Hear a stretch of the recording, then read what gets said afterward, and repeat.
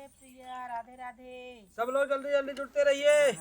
तो हेलो दोस्तों, नमस्ते, प्रणाम। हम लोग के चैनल में आप सभी का स्वागत है। और दीदी गाना सुनाने जा रही हैं, आप लोग जाइए सुनिए, ढेर सारा प्यार ला दीजिए। चलो दीदी।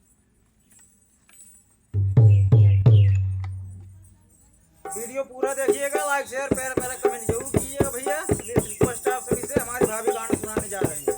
हरि बोला मुआला हरि, हरि बोला मुआला हरि, हमके गोदिया में खेलावे मोर बल मुआला हरि, हमके गोदिया में खेलावे मोर बल मुआला हरि।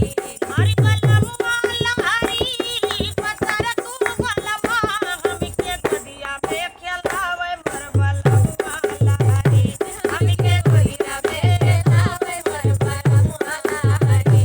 हरी माथ के बिंदी मोट के लाली पाउडर लइके आवे, माथ के बिंदी मोट के लाली बिंदी लेके हरी माथ के बिंदी मोट के लाली पाउडर लइके आवे। ए पाउडर लइके आवे, अपने हाथवा से लगावे मोर पत्थर का बलमा, अपने हाथवा से लगावे मोर पत्थर का बलमा।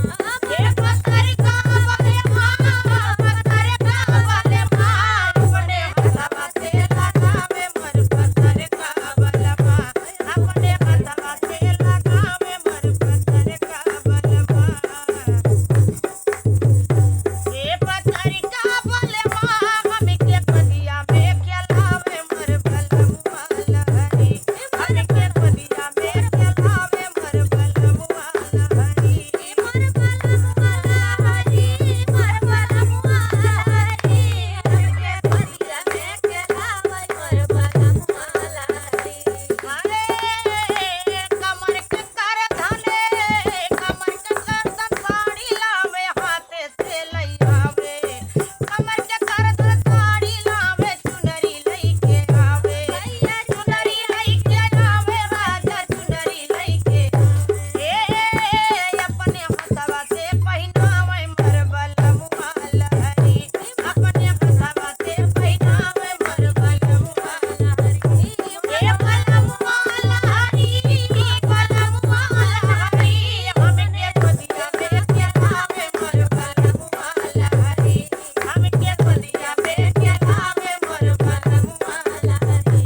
आर्य पाँव के पायल, पाँव के बिछिया संडिल लइके आवे, पाँव के पायल, पाँव के बिछिया संडिल लइके आवे, आर्य संडिल लइके आवे, दुल्हा संडिल लइके आवे, संडिल लइके आवे, दुल्हा संडिल लइके आवे। अपने हाथवा से पहिनावे मोर बल मुआला हरि, अपने हाथवा से पहिनावे मोर बल मुआला हरि।